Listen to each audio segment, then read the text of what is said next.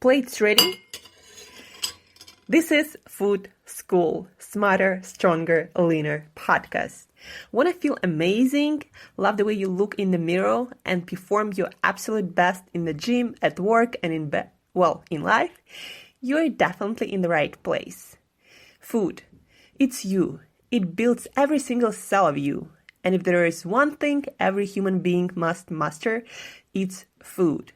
Because at the very least, eating, you do it every day, several times a day, every single day. You might as well get good at it. I'm your host, Shurina from Create Yourself That Today, your personal nutritionist and plate watcher, your diet guide and explorer, your fat loss coach and food inspector. And just someone with a lot of passion and obsession and curiosity for healthy food, healthy diets, nutrition, optimized human performance, everything and absolutely anything you put in your grocery shopping cart, your fridge, on your plate, and in your mouth. It's my business. Food School, on a mission to help you eat better daily. It's the last time I talk about food. It's the last time I talk about food. Hey guys, and welcome back to another episode of Food School Podcast. Today is Saturday, and this is going to be our light episode dedicated to genetic testing. This is our final episode on genetic testing, 23andMe and similar genetic testings done by different companies like Nutrigenomics and other companies. We talked a lot about genetic testing and metabolism and body weight and your exercise and fitness potential and your diet preferences, the best diet that can work for you, your food preferences, food intolerances. We talked a lot about different things. And today I want you to, again, think back and maybe refer back to those episodes and want you again to think about genetics as being a map of your probabilities and possibilities, not so much some destiny that is written in stone. Guys, if you're an adult and you survived your childhood and your teenage years without knowing, without having anything compromise your life, genetically wise, so if you don't have major genetic disease like Down syndrome or something similar, then probably your genes are pretty good. And you shouldn't be concerned too much about what's written in your genes, but you should be concerned about your lifestyle choices, because most of us guys have some sort of not so good genes that are combined with unfavorable environment or lifestyle choices can potentially lead to maybe cancers or maybe heart disease or dementia and Alzheimer's or other diseases. Most of the diseases have some genetic foundation underneath them. So most of our diseases, even lifestyle diseases, they're supported by some genetic material that we all have.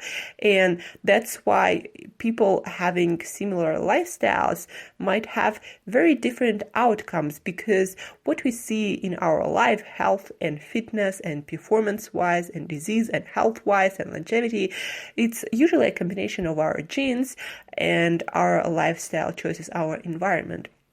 So by taking control of your environment and your lifestyle choices, by taking control of what you eat, how you exercise, how active you are, what kind of social environment you have around you, how well you manage stress, how much or how little toxicity you have in your environment, and maybe in different products you use and foods that you eat.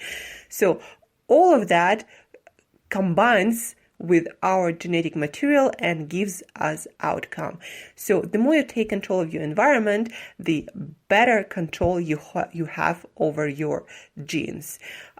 And that's the most important takeaway, guys. And if you're someone who's considering genetic testing or who's already done genetic testing, in any case, first and foremost, you want to ask yourself, Why? Like, why do you want to do that genetic testing? What are you hoping to get from it? Like, what is the outcome and is it really the most effective way to get that outcome?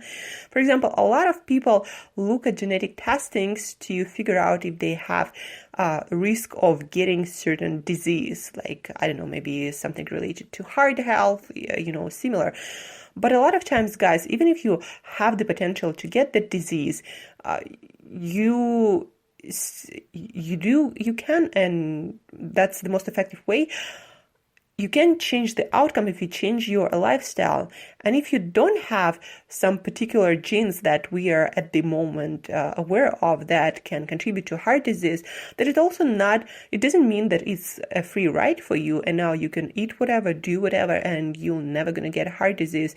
It's not that simple, actually. So no matter what, you gotta do your best to eat healthy, to live actively, to have a great social environment, to have great stress management skills, to decrease toxicity of your environment as much as possible, maybe in your healthcare, your skincare products, your self-care products, the products that you use for cleaning at home or elsewhere. So do your best and make sure that your environment is not toxic, that you're doing your best, that you're making the best lifestyle choices, and stop worrying so much about your genes, because as I said, if you're at this point an adult who doesn't have any major problems, genes related, that we are aware of, and you'd probably be already aware of if you had that. So if you don't have any of that, you should put as much effort and as much energy into improving your lifestyle and improving your environment and getting the most out of your genetic potential as you possibly can. And also, if you're a mom, I just wanted to mention that if you're a mom, if you want to be a mom, if you're a woman, probably most of you want to be or plan to be moms at some point, understand that you have the most influence on your kids' future health you have the most influence when you do certain lifestyle and nutrition and environment choices. So it's proven that what you eat during pregnancy matters a lot and influences a lot the health of your kid, of your future kid. Also, what you do before your pregnancy and how well you take care of your genetic material also influences a lot what kind of health and genetics your kid's gonna get. And then also, to a lesser extent, but it also goes to father, the better the genetic material, the better you take care of yourself, the better genes you will transfer to your kids and the less health problems they would have. And again, a lot of things can be changed by your lifestyle, but it takes time. And if you plan to conceive, if you plan to be parents, then it's best to start early. Plus, if you change your habits now, your health habits, then when your kids come, you will influence them the most by your own habits, by your own nutrition and lifestyle choices. And that's gonna, again, lay the foundation for your kids' healthy choices in nutrition and lifestyle. The experiences, the influence that kids get in their early years influences their choices later in life the most. So if you plan to be a parent and you don't take care of yourself, of your health properly, then your kids probably will inherit a lot of that in their health potential and in their health habits. So this is another thing to think about. But as I've said, if you're curious about your ancestors, if you're curious what's in your DNA, because DNA tells a story about your ancestors, about your inheritance, about your possibilities and potential, it is an interesting thing to learn all of that, but you got to make sure that the companies that does your genetic testing actually goes deeper into those aspects of genetic testings. And also you want to understand that if company says something very affirmative about your genes. In most cases, they're biased and they're not telling you the truth. They're trying to sell you something. And again, genes are possibilities and probabilities, not truth written in stones. And besides, at this point in our scientific development, we don't know a lot of things about our genes, how they work, how they interact between each other. Because if you have certain genes, but then you have other genes that interact with those genes, the outcome might be completely different from another person who have one similar set of genes, but then they have some other, genes that influence those genes, and they will have completely different outcome. So yeah, genetic testings are probabilities, are possibilities, and what influence the most what you get in life are your lifestyle choices that interact with your genes. If you're a curious person, understand, do the genetic testing and find the best company, find the best resource to give you the answers, the analysis of that genetic testing results.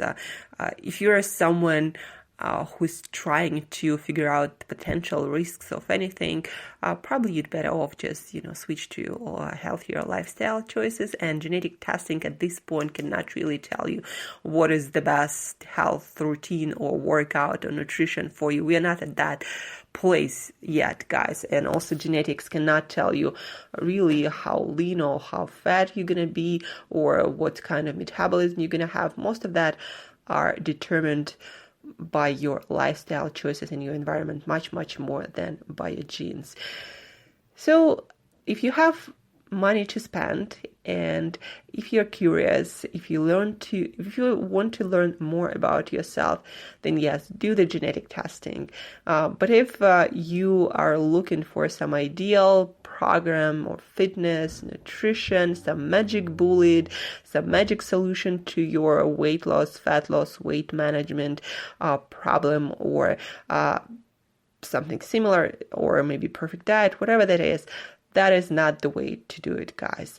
The best way to do that is by experimenting and seeing what results you get, and based on your own personal data, your own personal evidence, make decisions and changes accordingly.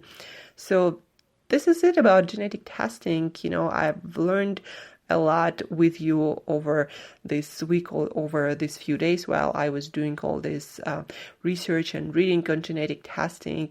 And, this general impression, my personal general impression from all that I learned is what I've just told you.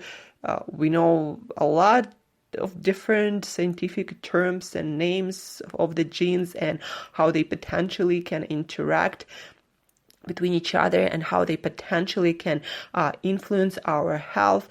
Like with some genes, we have a little bit more certainty about what they influence, but we're still at the very beginning and we don't know much how it all works together. And that's where actual benefits and actual practical use gonna be when we know a little bit more, how it all works together and contributes to our overall health. So, for example, if you have one gene and you do this thing, like for example, this nutrition thing and that fitness thing or something else, and you're going to get that outcome in life, when we know that for sure, that's going to be golden. That's where you would want to do your genetic testing and adjust your lifestyle and nutrition and fitness choices accordingly. But as for now, it's all speculation, and you can do the same kind of speculation just by testing a few things that feel right for you and seeing your actual outcome, your actual results.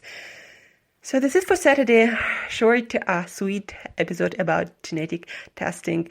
If you have any questions about genetic testing, if you want references to different material to do some reading, some research, feel free to shoot me email, Angela@createyourself.today, Angela@createyourself.today.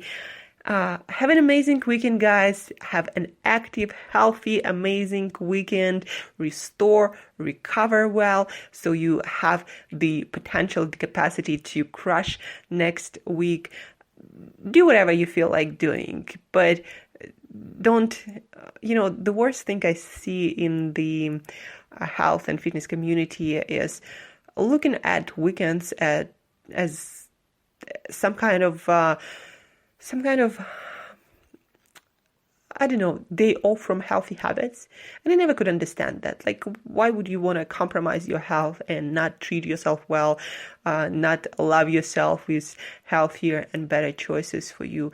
Now, yeah, you can maybe eat that cookie. That's not going to make a huge difference in your lifestyle, in your health if you do it, a little bit, yeah, but you can do it any day, whenever you feel like it.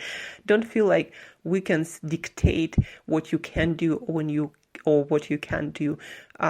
Do it on your own terms, when you need it, when you feel the most like it, when the occasion calls for it, not because it's Saturday or Sunday or whatever. That's just a disaster for a lot of people. Anyway, have an amazing weekend. Enjoy yourself. I'll talk to you on Monday, and till next time, as usual, eat better daily.